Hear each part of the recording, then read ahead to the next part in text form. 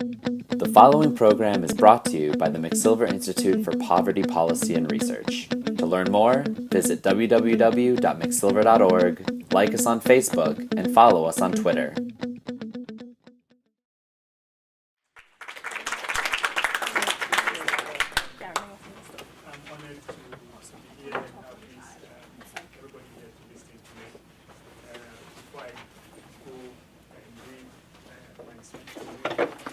Unfortunately, I'm not doing a traditional PowerPoint presentation.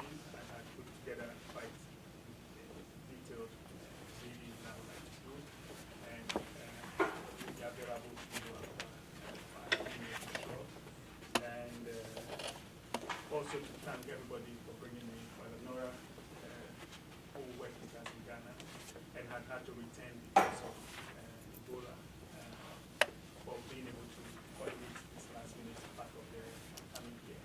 And also for Zell and her team to work to bring me there. And I think I have the same feeling that Gary said, that she gets things, that she's the king of the institution here. I think perhaps before I go into also, it's interesting that a few years ago, there was an attempt to hire me by the New York University's office in Ghana. And they had 3 positions. I applied for 2, and the recruiting agency said I was a top candidate for 2. But unfortunately, I was refused. When I met the employer, I was refused being hired for the basic reason that I was still yet to finish my thesis.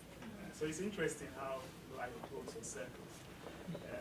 But eventually, I'm happy that I've come here, and I won't disappoint you.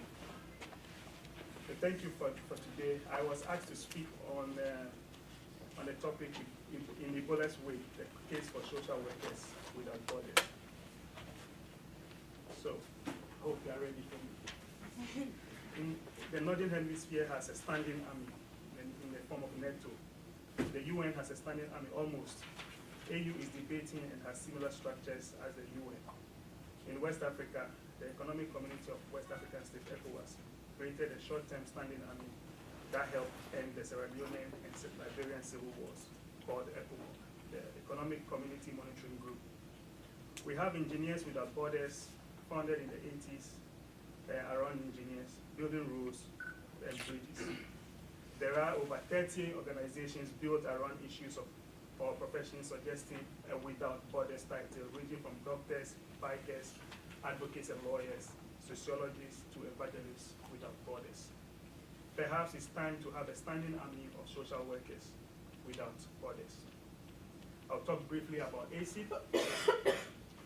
ACIPP West Africa seeks to foster exchange and community engagement between youth worldwide in order to enhance capacity and capability for dynamic organizations and companies throughout West Africa. We do this by creating and maintaining internships in Liberia, Sierra Leone, and Ghana. We currently have over 12 organizations we work with across these 3 countries. Ebola has severely affected our work in many ways.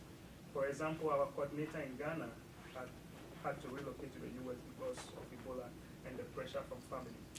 We have had to pause all our programs, even those in Ghana where we had not recorded a single case of Ebola due to the fear and stigma this disease carries. This has financial implications. We have to continue paying wages without getting returns because staff cannot work and bring money to the organization. The trainings we offer no longer have participants because of either ban on group gathering or fear of catching the virus. Either way, as an organization, and like many others, both for profit and non-for-profit, we are all losing money. Some businesses have scaled back, others letting go staff, while others have kept their staff and reduced wages between 25 to 50%. At ACIPP, we have had to make such decisions too, and it is not a pleasant one to make, as you will imagine. These are conversations you will not hear. The lost jobs, the closed businesses, the struggling company, etc., etc. They are hidden in the many research surveys, World Bank and IMF archives, and other aid initiatives. we at ACIPP West Africa got to the point where we figured that the Ebola crisis was more than just a health system failure. After reaching this realization, we decided to do something different. We decided to work with people on the ground without necessarily interfering in the discourse and the work they do. We only wanted to assist in their work. That led to the development of a consortium of organizations called DERSWA. DERSWA is the acronym for Disaster and Emergency Relief Services West Africa. DERSWA was founded out of the need to bridge funding gaps between local grassroots organizations and the international community. Led by ACIPP West Africa, the members of DERSWA seek to work together to bring emphasis to local grassroots organizations in the fight against Ebola, contribute to policy discussions on how grassroots organizations are capacitated to engage during this crisis, among others. The founding members, called Teams of Resilience or Implementing Partners, have at least 10 years of experience in community mobilization and project implementation. The members of DERSWA are in Sierra Leone with CAR, Center for Accountability and Rule of Law. In Liberia, we have Agenda, Remote, and Shalom. In the Netherlands, of course, we have ACIPP and Minica Foundation. Minica Foundation also works in Liberia. And we have one partner in the United States, Africa Educates, based out in Colorado. The main objective is to motivate them and their communities to solve the current Ebola epidemic and build the capacity to prevent future health crises. The main objective, is to motivate them to solve the current epidemic and to build capacity to prevent future crises. In doing this, the concept or issue of sustainability is very important. Dr. Paul Farmer, who chairs the Harvard Department of Global Health and Social Medicine, argues that to solve the Ebola crisis, we need 4 S's. The 4 S's are key: staff, space, and systems. It goes to say, all over the world, there are warehouses of guidelines and policies and protocols, but we've got to have the staff, space, and systems in the places where you need them most.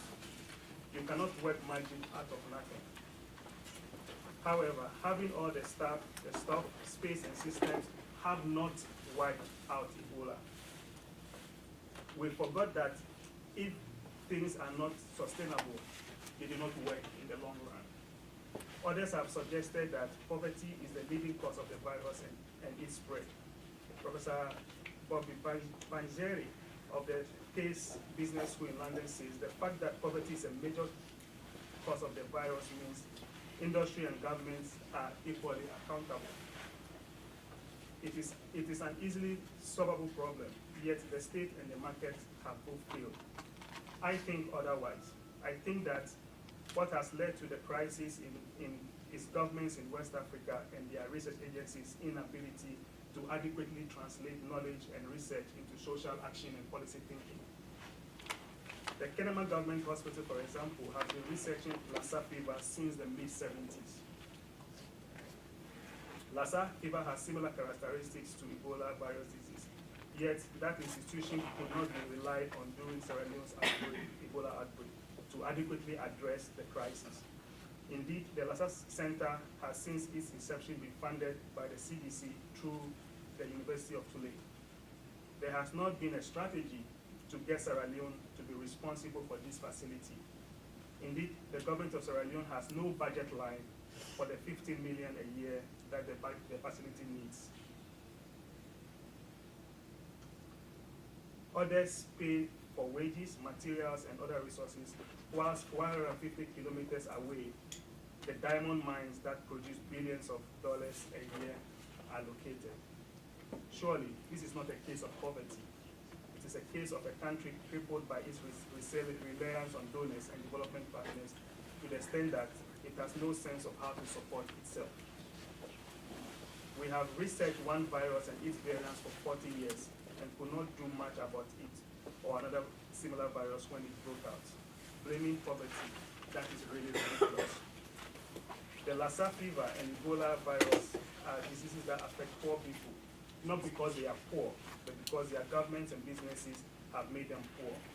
The mines have refused to adequately invest in their people, while the government has shielded these businesses from accountability to those people, while it fleeces Sierra Leonean, Liberians, and Guineans taxes, as was presented in the Tax Justice Network report. And you see this report from last year, April, when billions of dollars were not paid in taxes by the big international organizations. By deliberately creating a system of inequality, the government, mining firms, and other high-earning organizations created a weak system. But we have seen that everyone loses in such instances when trouble strikes. Mines and other businesses have had to relocate, downsize, and shell out huge sums of money to help contain the virus. Those monies could have gone to long-term projects of health, education, and general development programming. Speaking directly to Ebola and its containment strategy, providing staff and space and system will only help contain the virus, but not its next outbreak. In Liberia, some Ebola treatment units and treatment centers are shutting down. The thousands of soldiers sent to Liberia and Sierra Leone are on their way back home. Doctors and nurses are returning home. Logistics managers are waiting to leave. What is sustainable? What is a long-term plan? Dr. Palmer's call, while laudable, are the calls that have made the crisis worse. It led to the various impositions and feelings of imposition. In making those calls, we miss out on using local knowledge, grassroots organizations, and existing structures to address problems resulting from Ebola's outbreak. With Ebola, we realized that indeed our world is a village. Like a village, one person's problem is everybody's problem. We did err to try and shut out the epidemic countries and people coming in from those countries, which was what you saw in the US especially. Globalization has shown that we are better off fostering sustainability than creating problems. Ebola has exposed our connectedness more than ever as the world. The common thread is sustainability. We failed to make those connections. Ebola created an opportunity to work with Sierra Leone, Liberia, and Guinea in solidarity, supporting their effort, and just being there and not hijacking their processes of growth, as we have seen. That has been the case in the last 50 years, where these countries have donor conditionalities, and it's assumed that Africans do not know what to do anything, and that we have to tell them what to do. Even for local organizations, we go to the communities and we think that we know better than these communities. Of course, there is a conflict connection that people have argued about.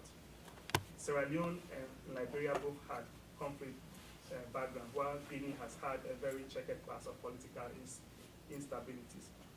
All three countries have poorly developed their resources to adequately deal with the health and other emergencies, such as Ebola. The development of health and other sectors of these countries and much of West Africa are undermined by poor sustainability and succession plans. The core question has remained: why did Ebola become such a stronghold in West Africa, in West African nations recently emerging from major conflict? The answer: lack of sustainability. Where there is a general governmental and system instability due to low staffing, low funding, minimal facilities, lack of infection control and training, and turning policy into action, such epidemics such as this are able to take hold. This is more than just biology. It is more than just biology that leads to epidemic. It is poor and unsustainable health systems that crumble under the pressure of the epidemic. If this side of the issue in these nations are not addressed, it is only a matter of time before another epidemic can take hold. This can also be applied to the area of social workers. As the authors in one journal indicates, the importance of community health systems linking with national health authorities are particularly vital. These sorts of linkages are often made through social workers. For instance, many of the treated and discharged cases were not counseled about post-Ebola syndrome, PSE, such as blood vision, bodily aids, and perhaps more important, that treated and discharged males should not have sexual contact for at least 3 months. A system that is connected and functional would have made this connection. The question of social workers. The lack of social workers and social services are one of Africa's biggest problems. For example, Sierra Leone's first national mental health survey, the first ever, was conducted in 2002, which shows a rate of 4% depression and substance abuse, while it is also assumed that 1 in 6 Sierra Leoneans would have some form of mild depression, according to the WHO. The few social workers that have been trained in the region have been taken over by the big NGOs, and their role have changed from what they were trained to do. Now, social workers are those who contribute to care, support, and provide promotion of rights and empowerment of vulnerable populations. Social workers are needed to play some key roles in Ebola response, especially as we near zero. The roles they can play will include provide direct care and services to children and families, such as social workers, social workers, parasocial workers, community caregivers, child and youth care workers, and protection committee members. Mobilize communities. They can also mobilize communities, organizations, or groups, and facilitate connections between government systems of care, and community-based systems of care, such as community development officers, child protection officers, and district welfare, social welfare officers. They can also engage at the macro level, setting up policy standards and guidelines, and carrying out research and evaluation. This includes positions such as directors of children's affairs, ministers of social welfare, professional association leaders, and university staff. And the Ministry of Social Welfare in much of West Africa is not equipped. They get less than 10% of their annual grants to do their work. But social workers are working in an environment filled with stigma, danger, and fear. With 3,000 registered orphans in Liberia alone, the need for social workers cannot be overemphasized. According to UNICEF, when parents die of Ebola, their children are sometimes found roaming the streets without parental care, proper shelter, health care, or nutrition. This can be a result of stigma and rejection, as the children are seen in their communities as sources of infection. The typical systems of care are interrupted, and those who would typically take care of these children refuse to do so. For them, it is due to the fear of contamination. Social workers are vital in protecting and providing systems of care for these youth who have lost everything to the virus. It is important to also acknowledge the often time taken for granted issue that African people are people. They feel the effects of this epidemic in the disastrous ways any human would. That they had panic, they of course experienced shock, they experienced loss, grief, shame, suspicion, and anger. These are some of the normal things every human being will feel. We now need more and more social workers. By needing more, I mean providing the training capacity, resources, research, and working with the relevant institutions to help develop a system of care that is local to the continent and is sustainable. In Sierra Leone, it is reported that there are more than 7,000 orphans that have been registered because of Ebola. So not only are qualified people needed, we also need access that can best be provided, not necessarily through buying expensive or terrain SUV, but by supporting local organizations.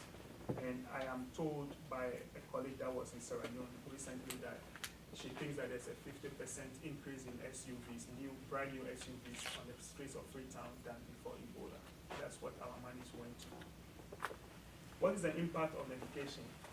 All the three Ebola countries are pioneered radio and television teaching and class presentation. However, there remains the problem of access, lack of televisions, radios, and electricity. DERSWA tried bridging that gap by securing a pledge of 500 pieces of radios, of which 120 have been delivered and another 200 are due during the month of February. In total, we expect to reach about 2,000 individuals, children and adults. And this is very small in the context of what we do, but we expect that as a small organization, when we find these innovative ways of providing solutions, the bigger institutions will carry it on.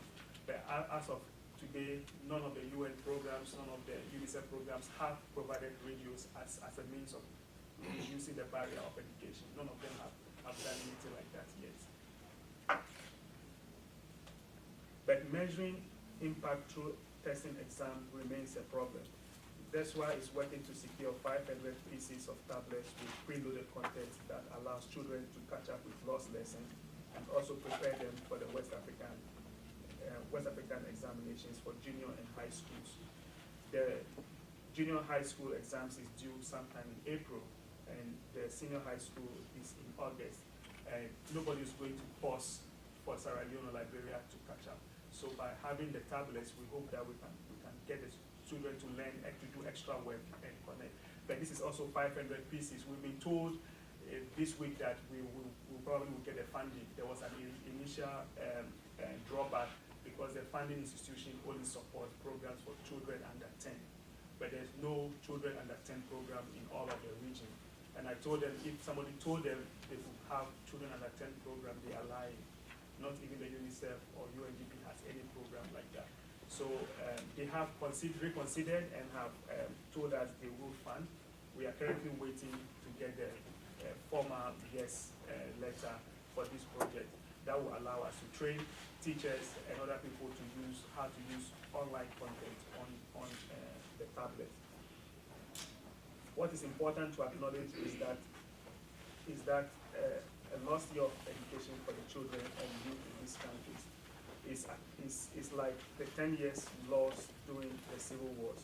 The impact can and is just as disruptive, if not more, than the war.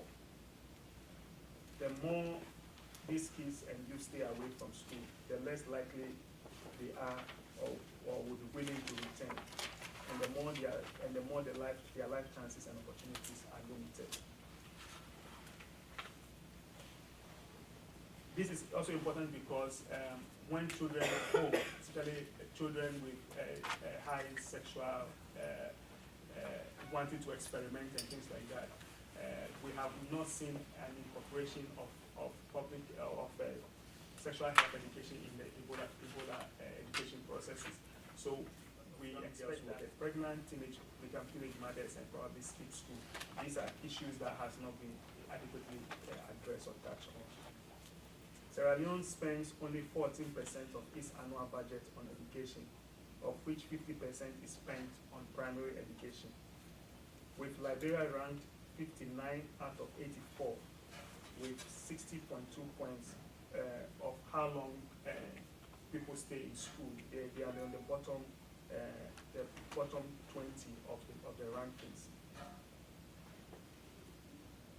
Sierra Leone is ranked 145 with 61 points, 71 points for both 2012 and 2011 for graduation and completion rates, and that is a huge problem if you spend 50% of 14% only of your GDP on education, and of which 50% of that money goes only to primary education, and even then we are still paying for children to go to school. I am currently sponsoring 10 children who are disadvantaged, and half of them are girls. We have all girls must go to school project in Sierra Leone, but you need to pay the fees and get a refund later, and if you don't have the money, it means you can't go to school.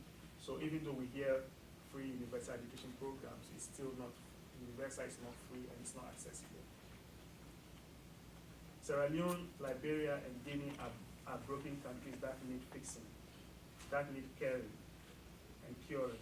They are convalescents that require our support. This is a time to raise an army of cares, supporters, and fixers. Sierra Leone, Liberia, and Guinea have suffered. I have shown how West Africa is one small entity, has suffered and is suffering. Incomes are in jeopardy, lives are threatened. This does not create sustainability for us, neither would it for the other hundreds, if not thousands of organizations that find themselves in a similar situation like us. There's a loss of employment or income, death, extreme illnesses, near-death experiences are issues that are dealt with differently by different people.